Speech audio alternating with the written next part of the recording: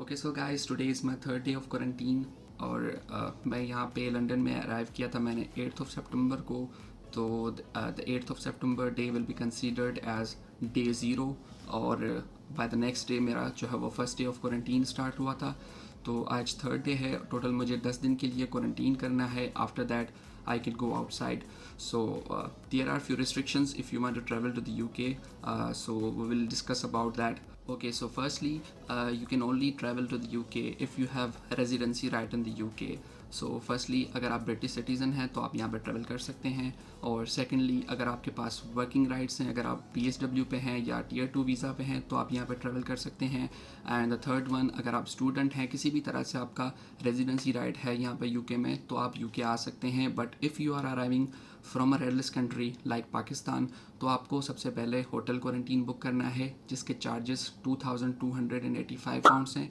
I will put down a link in the description below so you can check it out कि आपको कैसे जो है वो क्वारंटीन बुक करना है। और फॉर्चुनेटली मैंने जो भी अमाउंट पे किया है क्वारंटीन के लिए, तो वो मेरी यूनिवर्सिटी रीइंबर्स कर रही है। तो जो भी मैंने अमाउंट पे किया है वो मेरी नेक्स्ट फीस में जो है वो एडजस्ट हो जाएगा। So after that when you are departing from the your country, so you need to show your PCR test, Covid PCR test which must not be more than 72 hours old।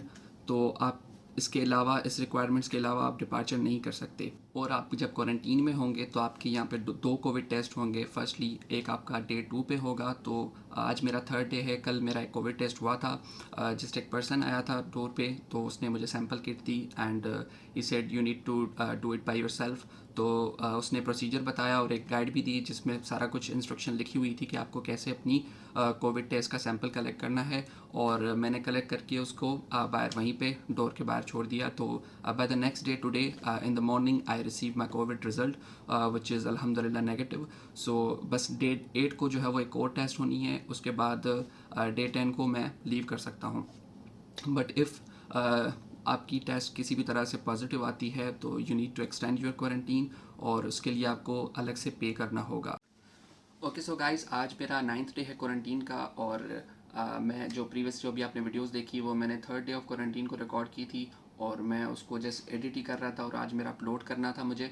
लेकिन आज ही एक good news जो है वो आई है British government की तरफ से कि पाकिस्तान को रेड लिस्ट से रिमूव किया जा रहा है और पाकिस्तान एम्बर लिस्ट में ऐड किया जाएगा 22 ऑफ सितंबर से।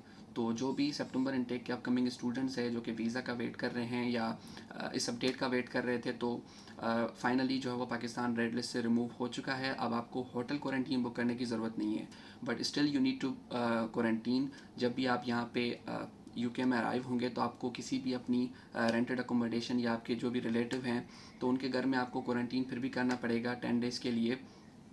But if you are fully vaccinated और आपकी वैक्सीन जो है वो UK से अप्रूव्ड है, तो फिर आप डे 2 पे जो आपका कोविड का टेस्ट होगा PCR का, तो वो अगर आपका नेगेटिव आता है तो उसके बाद यू कैन गो आउटसाइड, आपका क्वारंटीन ख़त्म हो सकता है।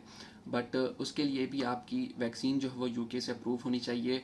बाकी जो भी आपको डिटेल्स जो भी देखनी है तो मैं आपको नीचे UK गवर्नमेंट की वेबसाइट का एक लिंक दे दूँगा, तो वहाँ पे आप अपनी सारी जो है वो डिटेल्स चेकआउट कर सकते हैं।